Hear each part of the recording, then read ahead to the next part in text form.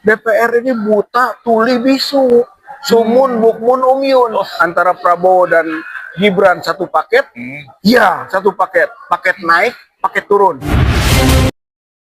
Assalamualaikum warahmatullahi wabarakatuh. Waalaikumsalam warahmatullahi wabarakatuh. Pemirsa dimanapun Anda berada, kita kembali jumpa dengan sosok yang sudah tidak asing lagi, Kang Rizal. Siap, Pak Dur. Nama lengkapnya itu Rizal Fadila, pemerhati politik dan kebangsaan. Keren sekali, karena tiap pagi tulisan-tulisannya selalu menghiasi media sosial.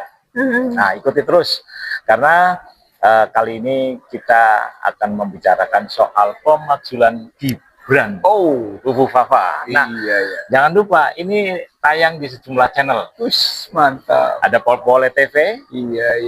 ada Atos Sastro, ada Jejak Sang Pejuang, ada Mimbar Bebas, ada Nol Demokrasi, ada Petugas Rakyat Ofisial, ada Suara Buruh Ofisial. Siap. Nah, banyak sekali nih akan kita tayangkan di sejumlah channel yang tadi saya. Alhamdulillah. Apa kabar Kang Rizal? Baik, Kang Tur. Jauh-jauh dari Bandung nih. Iya, untuk perjuangan ya nggak jauh lah. Perjuangan. Katanya mau pindah ke Jakarta. Kagak. Gampang Kang Rizal. Gimana? Pramuka gampang, cetak KTP-nya. Berapa? 75. Komplit. Parah itu. Parah ya. Baik Kang Rizal, barusan kan kita kumpul-kumpul dengan para purnawirawan prajurit TNI ya, sekaitan dengan mereka menanggapi soal diabaikannya surat mereka oleh Puan Maharani atau oleh anggota Dewan pada saat. Tapi sebenarnya kalau misalkan menurut saya ya pribadi itu sebenarnya sebuah pelecehan. Oh iya. Ya, nah saya tidak tahu bagaimana komentar dari Kang Rizal. Oh iya jelas, ini kan jenderal-jenderal ya. Jadi dan kita semua tahu old soldier never die, gitu kan. Jadi soldier tua itu nggak pernah mati. Ini bukti kan. Gitu. Dan mereka adalah prajurit. Mereka tuh prajurit pejuang. Soldier of fortune. Soldier of fortune. Belum dapat fortune. Fortuner. Yang di sana beribu-ribu fortuner.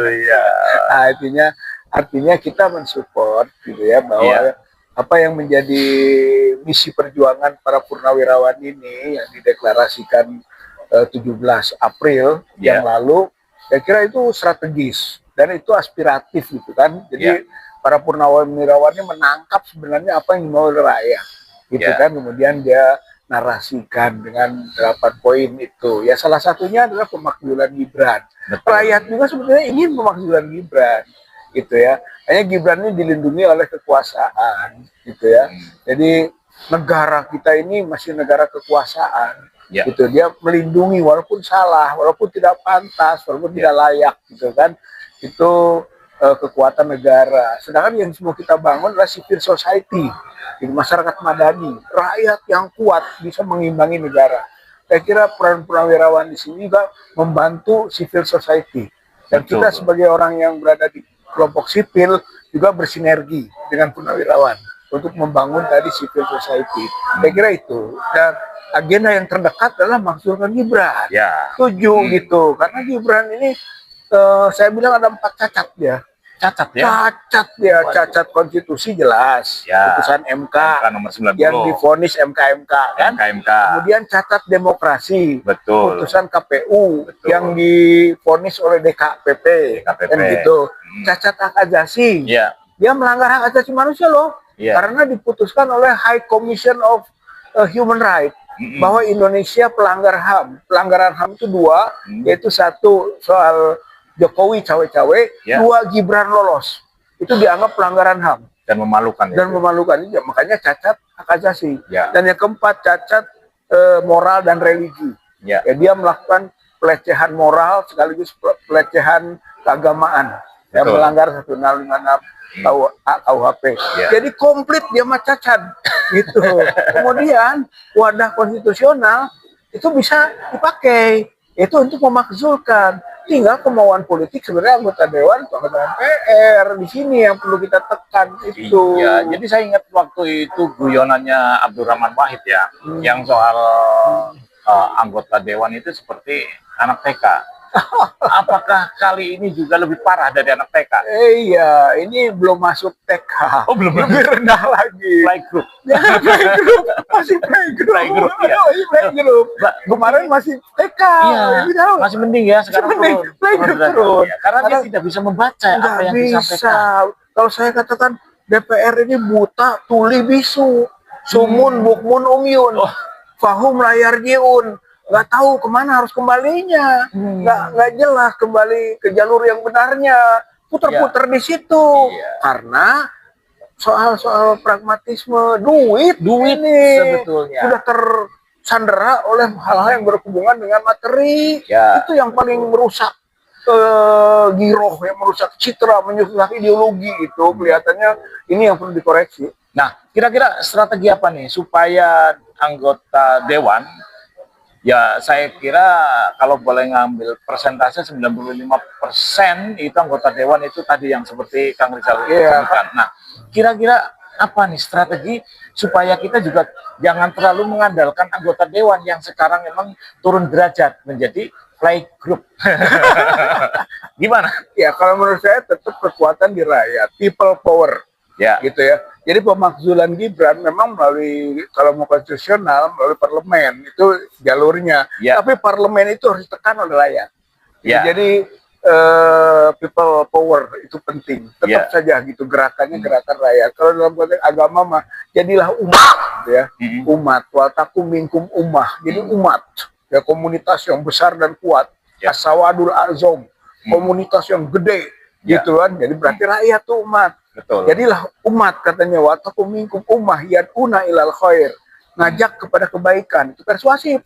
Amar ma'ruf nahi munkar. Nah, yang keduanya ya'muruna bil ma'ruf wa yanhauna 'anil munkar, itu koersif. Itu harus ada perintah, ada tindakan. Berarti harus ada kekuasaan, kekuatan. Berarti benar power. Jadi power. Ulaika humul mu'minun. Mereka lah ulaika humul muflihun. Mereka lah orang yang menang. Jadi kalau mau menang, di samping persuasif, juga koersif. Jadi penggalangan kekuatan. Gitu sebetulnya. Jadi caranya gimana? Rakyat harus kita galang supaya kuat. Kemudian tekan itu anggota-anggota parlemen, terpaksa ataupun sukarela, untuk mau mengikuti kemauan dan aspirasi masyarakat. Begitu. Nah, kira-kira nih, kalau masyarakat sekarang kan sudah terpecah nih. Nah, ini yang saya mau tanyakan sama Kang Rizal. Mungkin ya ada kelemahan di pejuang-pejuang kita yang sekarang ini yang kemarin kirim surat itu para purnawirawan. Mungkin karena tidak melibatkan, kalau dulu kita yang ijo-ijo gitu loh, para santri dan ulama. Kan bagaimana kalau cuman kekuatan dari nasionalisme kayaknya kurang. Tapi kalau misalkan mereka menggalang bersatu bersinergi dengan kaum ijo, bagaimana Kang Rizal? Makanya tadi saya angkat dan waltakum minkum ummah. Jadi konteksnya itu konteks religius, religiusitas. Berarti umat itu adalah kelompok-kelompok beragama. Itu betul, nggak mungkin perubahan bisa terjadi tanpa melibatkan kelompok agama, kiai, ulama, santri. Gitu. Saya kira kita sekarang mulai harus membangun sinergi nih, gitu kan?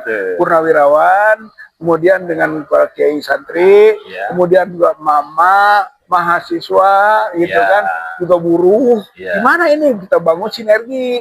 Saya kira saatnya itu, makanya tadi ada muncul kan, ayo kita mulai langsung saja melangkahkan kaki, gitu kan, jangan hanya banyak bicara, banyak diskusi. Kan begitu. Konteksnya adalah aksi, gitu. Saya kira kita harus merasa ini konstitusional kok, people power itu konstitusional. Siapa bilang yang melanggar?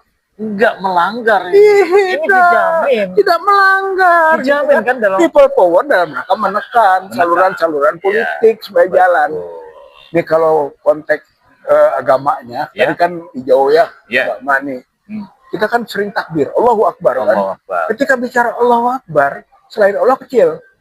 Jadi Jokowi itu sudah badannya kecil ya kecil. Dari segi hakiki. Prabowo walaupun agak besar, kecil. Gitu. Kalau kita takbir Allahu Akbar. Apalagi Gibran, anak kecil. Bocil. Gitu kan. Kalau kita bertakbir, Allah besarkan, kan gitu. Nah, dalam sejarah, ada mengusir setan. Itu harus membesarkan Allah. Iya, lempar jumroh. Lempar jumroh. Bismillah, Allahu Akbar. Nah. Setan kecil. Betul. Berarti harus ada gerakan intifada. Ya. Intifada politik. Gitu kan, lempar jumroh. Gitu. Dan itu diarahkan di mana kira-kira? Ya. Atau di mana lokasinya? Ya, itu sebagai simbolik kan ada di sana, ada Ula, ada Wusto, ada Kobah kan, Ya. kalau mau melempar jumroh kan. Berarti ada lokasi. Lokasinya bisa DPR, istana, bisa MPR, bisa istana, gitu kan. Bisa lembaga-lembaga strategis lain yang bisa kita upayakan untuk bangun, tidur, gitu kan. Betul. Jadi coba begini, orang yang mendukung kezaliman itu setan, banyak omong, namanya asaiton anatik, gitu ya, setan banyak omong, itu pendukung kezaliman. Tapi kalau yang zalim kita diam saja melihat kezaliman, itu setan bisu, syaiton akhros, itu ya, syaiton al-akhros, setan bisu. Nah, sebenarnya orang zalim dan membiarkan kezaliman, setan-setan. Iya, itu yang dilempar, gitu kan, dengan jumroh tadi, batu kecil. Nah, ini untuk penutup nih, karena kita dibatasin waktu ya, Kang. Nah, tadi yang saya kurang memang belum dilibatkannya para kaum santri, ulama, dan kaum ijo lah. Kira-kira nih, ini kan segera untuk dilaksanakan. Nah, bagaimana strategi agar kelompok mereka juga merasa dihargai dan diikut sertakan dalam pergerakan ini, yaitu kelompok hijau? Ya, saya kira pemimpin-pemimpinnya harus kita konsolidasikan. Gitu ya. Kalau perlu sebenarnya, terus saya mengkerucutkan, cobalah figur-figurnya ini bisa bersatu dulu.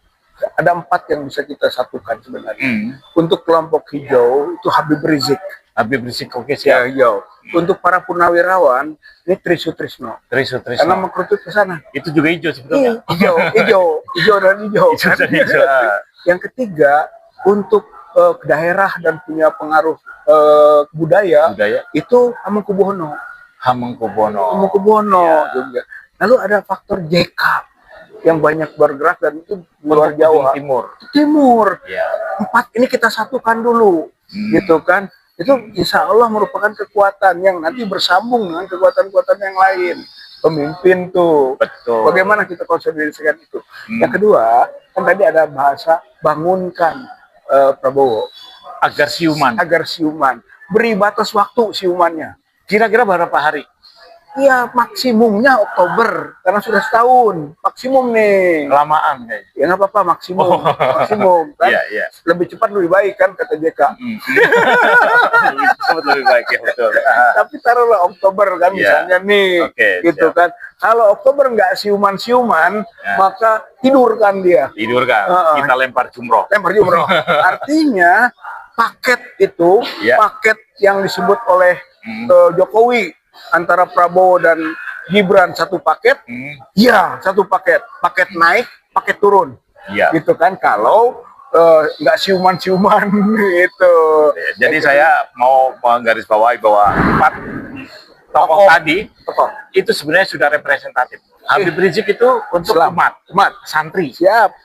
Hamengkubuwono daerah dan budaya, tapi dia adalah wakil dari keraton, jadi elit, eksekutifnya. Betul. Trisutrisno, purnawirawan hijau, tentara, prajurit. Kan? Nah, kalau JK adalah luar Jawa dan mantan, tapi dia adalah pengusaha. Jadi juga. Cocok ini, sinergi nih.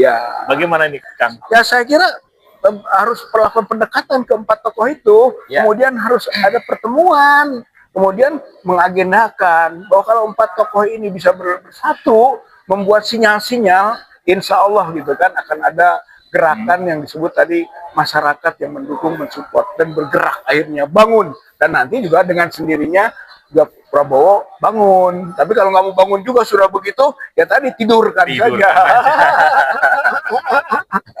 Baik pemirsa, jadi kita mulai hari ini kita harus punya semangat yang baru nih, ya kan? Karena kita sebetulnya sejatinya sebagai rakyat Indonesia sudah dilecehkan oleh yang namanya anggota dewan karena tidak dibacakannya surat yang dikirim oleh para prajurit purnawirawan TNI yang kemarin dan saya tidak percaya bahwa Puan Maharani atau yang lain-lain itu tidak menerima itu ya. Sudah menerima. Jadi alangkah baiknya seperti yang diusulkan oleh Kang Rizal, ada kekuatan yang harus bisa membangunkan agar Prabowo, agar DPR bangun dan siuman. Kalau tidak juga bangun dan tidak siuman, kita tidurkan. Ya. Baik, itu saja barangkali ya. Oke. Barangkali itu saja. Wabillahi taufik walhidayah. Wassalamualaikum warahmatullahi wabarakatuh. Waalaikumsalam warahmatullahi wabarakatuh. Ya, mantap.